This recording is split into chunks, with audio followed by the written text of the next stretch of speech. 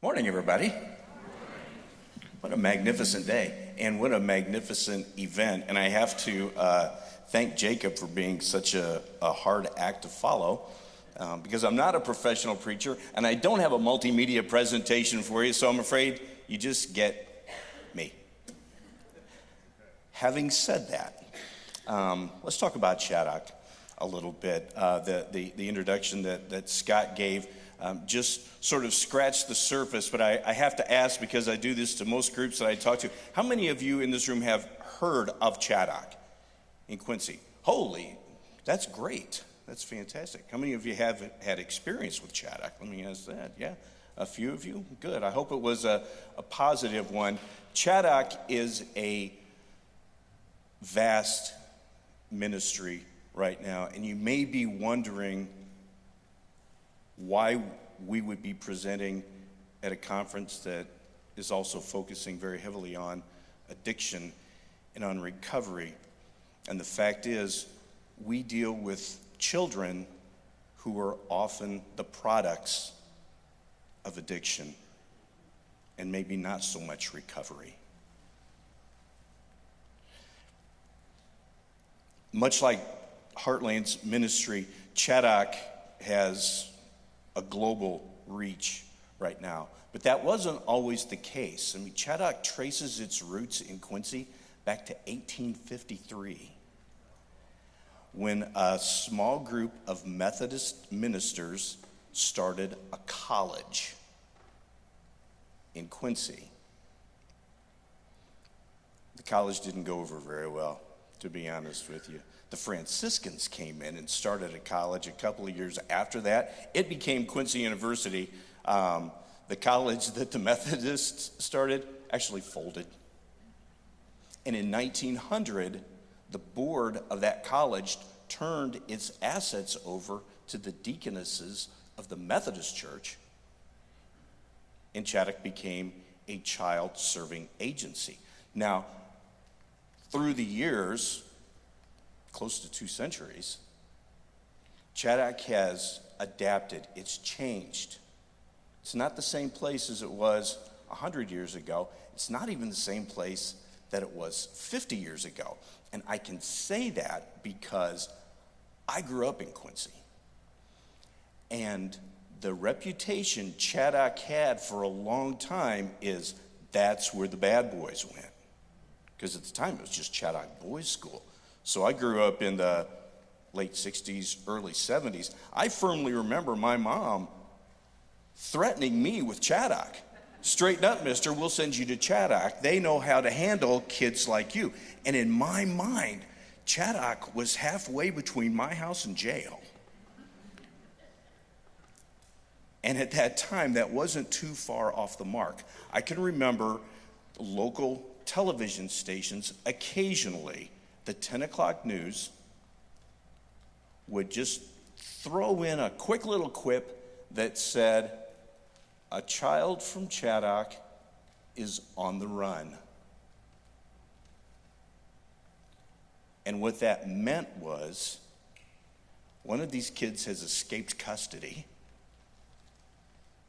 And if you live in the area, lock your doors, maybe snap on your porch light, be vigilant until they catch him. So, I've been there for about 15 years now, 16 years. My third day on the job, coming back from lunch, walking up the steps of the main administration building, and if you know Chaddock, if you can picture it, that Osborne Hall is magnificent. It's like a plantation building, big white pillars. I was walking up to the front door to come in and went to open, it was locked. And the secretary came out and she starts to fumble for her keys, and I'm fumbling for my keys, and her name's Judy, and we got there about the same time, opened the door, and I said, Judy, the door's locked. She says, I know the door's locked, Jeff. Ben is on the run again. And I said, Ben's on the run again? She said, yeah. Is he a big kid? he's a pretty big boy. And he's on the run. Judy, is he dangerous? Because I'm thinking, what have I gotten myself into? And Judy said, I can remember this specifically. Judy's only about this. She said, he's a pretty big boy, but I don't think he would hurt you. So, like I said, I'm thinking, oh my gosh, what have I gotten myself into? Well, I found out a couple of things later on that day. The first thing I found out was that Ben was 11 years old. So if it got to a life and death struggle, I could probably at least escape and go find somebody to help me out. The other thing that I learned is that before he came to Chaddock, when 11-year-old Ben wasn't being slapped and kicked around and beaten mercilessly, Ben was kept locked in a dark closet for hours and hours and hours on end. And there were times when Ben's little world just crashed in on him and Ben had to run. And what that meant was that Ben got up in the middle of class from school and just walked out the door. 2 teachers, staff members, followed him out. But they never approached him. Ben took a walk around our campus. If you've ever been there, it's beautiful. It's 30 acres. It's a park. Ben took a walk around the campus, felt the sun on his face, listened to the birds, felt the breeze, collected himself, and then went back to class. Now, I used to be a school teacher. I taught high school for a few years. If a kid got up and started walking out in the middle of class, what's your immediate reaction? Hey, where are you going? But that's not how it works at Chaddock. It's just the opposite. Because my inclination would have been to, hey, sit down, mister.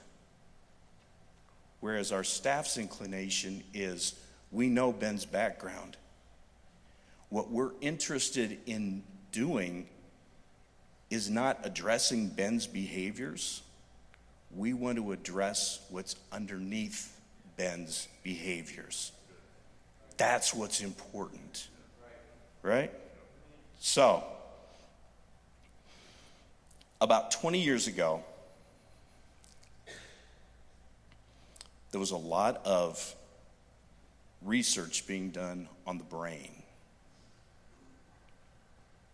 And what they found is that children who experienced significant trauma actually develop, much like Jacob was talking about, with an addictive situation.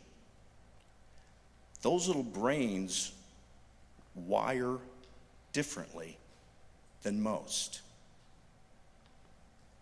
You know, the only way, the best way I can think of to describe it is if you're taking a walk and a dog suddenly jumps out at you, even if it's on a chain, you know, you get that feeling in your stomach, right? It gets kind of tingly in your fingertips and your legs get a little jelly-like, and it just lasts for a second, but that happens. And that there's a whole cascade of chemical reactions that are taking place in your body at that very moment.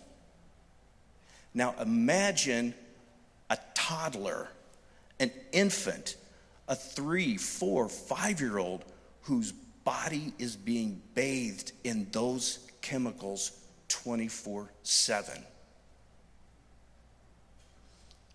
Those are the children that we're dealing with on our campus. Their little brains actually wire differently. We have a training program that everybody has to go through, even me. And there's this very instructive video that I think everybody should see. It's a two-parter. There's 30 seconds of, on the screen, this idyllic walk through the woods. You know, it's like if it's your point of view. You're walking down this path through the woods. And you hear the birds chirping. There's a lake sparkling in the distance. It's just beautiful. Then the screen goes dark for just a second. And then it comes back on. And you're seeing the same thing. The same darn video. Only this time, the theme from Jaws is playing under it. And it is amazing the physical reaction that you get. It's the pucker factor, right? I mean, everything just tightens up. It's horrible. And again, that's what our children have been dealing with. Well, like I said, there was all this brain research that was being done, that all this was coming out about 20 years ago. And that really coincided with the time that we had 2 or 3 therapists on our staff who were not satisfied with the status quo, who really, really wanted to dig into this. One of them, her name was Karen. I had talked with her about it, and she said, I'm reading all this stuff about trauma, all this stuff about attachment, all this stuff about all these kids, all these problems, and I realized these are our kids. We need to address those issues.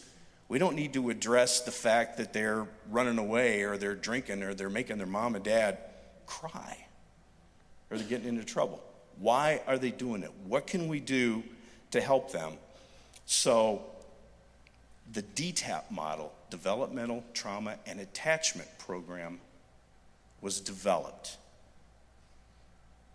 And that has made all the difference. Chaddock went from being a place that essentially, when I was growing up, sort of warehoused delinquents, to a place where children who have been significantly abused, neglected, traumatized in absolutely unspeakable ways can come live for a year and a half, even 2 years, however long it takes, to help rewire their little brains. And there's a lot of science that goes into it. There's a lot of experience that goes into it. But there's a lot of heart that goes into it too. And in my position, I don't deal with the children that much. The people that work in our cottages, the people that work in our school, that's a special kind of angel that I don't know that I could ever be. It's somebody that we should all aspire to be. But just to give you an example, I have to digress a second. I was doing something weird the other day, something I don't normally do. I cleaned my office. And on the bookshelves, I found this red paper folder, just a cheapo, that you take to school or whatever. And just this rush of memories came flooding back to me. I have to go back a few years now. At our Thanksgiving celebration on campus, the Chaddock choir sang. The Chaddock choir, that's a pretty loose term.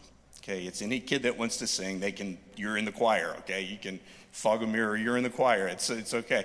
But one little girl was standing with the choir, and I'd never seen her before, and I don't know why she struck me the way she did, but little bitty thing, big brown hair, big brown eyes, and you could tell she was scared to death. And I don't even know if she was actually singing or just moving her mouth, kind of like I do at church. And something about that little thing, it just struck me that you could tell she was terrified. But I had this respect for her because she felt the fear and did it anyway. She walked out with everybody. She sang the songs. She did her thing. So I found out a little bit more about her. Her name was April. And April's story is absolutely heartrending. Her mother took off right after she was born. Mom was very much into drugs. She left April. Dad and older brother said, we'll keep the baby. And they did. And at about the age of 2, the abuse started. And it escalated through the years to the point where it wasn't just dad abusing April, and it wasn't just the brother abusing April. They'd have parties. And at a moment when this little girl should just be playing with toys, she had become one. So it's a long story, but by hook, by crook, by the grace of God, April found her way. She came to Chaddock. Now you talk about hearing shark music. April was the queen of hearing shark music. Anytime a male staff member entered the room, April head for the hills. Hide under her bed, hide in a closet, hide behind curtains, hide behind people, whatever. But that was her. Slowly, using the DTAP model, they started to bring April around. Now, I got involved with April because there's a lady who works in my office who kind of took April under her wing and started bringing her around to our office during the day after school. Now, April didn't want anything to do with me for a while, but then finally, Shauna, the lady in my office, she brought April in. April is Jeff. Jeff, this is April. The first thing April says is, well, I don't like your music. And I just have some cool jazz playing and, a little bit in the background. I want to sit there in silence. And I said, okay, fine. It runs off an iPad. I said, here, why don't you find something? And so she did. She monkeyed around and found whatever it is. I think she was 10 at the time, whatever 10-year-old girls are listening to. And so that was that. And so she almost on a daily basis started coming around our office, and sometimes she'd come into my office and flop down at my conference table, and of course she didn't even ask. She'd just take the iPad and change the music. And I realized she had the soul of an artist, because when she came into my office, she plopped down with markers and crayons, and she drew pictures for an hour or more. And I was amazed, because in April's world, the sky was always blue, and the grass was always green, and the sun always had a smiley face on it, and children were always playing. And I watched with my own eyes April get better and better and better, until one day Shauna came and said, April, come on, little britches, it's time we gotta, get you back home. And she got up and she walked out, and she sort of said, see ya, got to the door, stopped, turned around, and walked all the way back across my office and gave me a hug. A real hug. You heard I've got 14 grandkids. I know, a hug. Just gave me the most incredible hug. And it was about a week after that, April got discharged. They found a family to adopt her. And so I wasn't there the day she left. But the day before she left, she came to my office and she said, I have something for you so you don't forget me. And she handed me a red paper folder with pictures that she had drawn over the year or so that she had spent with me. And so like I said, I wasn't there, but I was so impressed with April from the beginning, how it was one of those feel the fear, but do it anyway. And I can only imagine that same thing happened when she left us, right? she took a deep breath and a leap of faith, and she got into a van with people that were going to take her home and love her the way she needed to be loved. So but that's what we do. That's what happens at Chaddock. Now, I said we are a vast ministry. I'll just very briefly run down the services that we provide, and if it's anything that you think could be of service to you or to your group or your organization, please do that.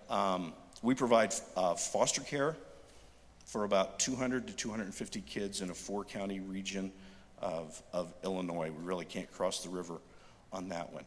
We have an on-campus school, fully accredited kindergarten through 12. We've got 8 kids graduating from Chaddock High School in just a couple of weeks. It's always exciting. And these are kids that nobody ever thought would get through 8th grade. Not because they have any kind of learning disability, but because they have pretty significant behavioral and emotional disabilities. But again, with our staff and the way our staff operates, they overcome that. We serve about 110 to 120 children in that school. 50 of them are residents of our residential program. The other 60 to 70 come from, right now it's 19 different school districts in Illinois, Missouri, and in Iowa. Children who cannot be successful in a traditional classroom, who need some extra supports, they need some extra help, they need some TLC, they need somebody who's not going to say, hey, sit down, when their world's crashing in on them because of something that's happening at home. And then finally, our residential program, which is what we're best known for. That's a program that has expanded through the years. We have had children like April or like Ben, the toughest of the tough. We've had children now from 38 different states go through our residential program. And the stats, even though I don't have them to show up on the screen, are pretty impressive. Of the children that come to us, 90% of them are able to either return home or go to another facility that is less restrictive than ours. And that's almost impossible because our campus is not particularly restrictive. And the 1-year and 3-year follow-ups, our kids are doing great. The vast majority, it's in the 70 and 80% who have not had any more problems. They're staying in school. They're staying out of the court system. It's fantastic. So, I've probably spoken long enough, but this is a faith-based place. Chaddock is a faith-based agency. So you might wonder, with all the science and all of the experience and everything, how does being faith-based fit into it? And the truth is, it's at the core of everything that we do. The DTAP model might be based in science and research, and our staff have written professional peer-reviewed journal articles on it. We've published 2 books about our DTAP model and about trauma and attachment. But at the heart of it, it's providing a sense of safety and security to children who have never known either. Jacob talked about the importance of relationships. At our place, relationships are primary. They're the most important thing. But we also have a full-time chaplain on staff. We also have chapel services that are not required, but are available, and most kids will go to those. We have some student-led prayer groups. Again, those are initiated by our kids, not by our staff. But as you might understand, most of the children that come to us have an awful lot of questions, particularly in the area of religion.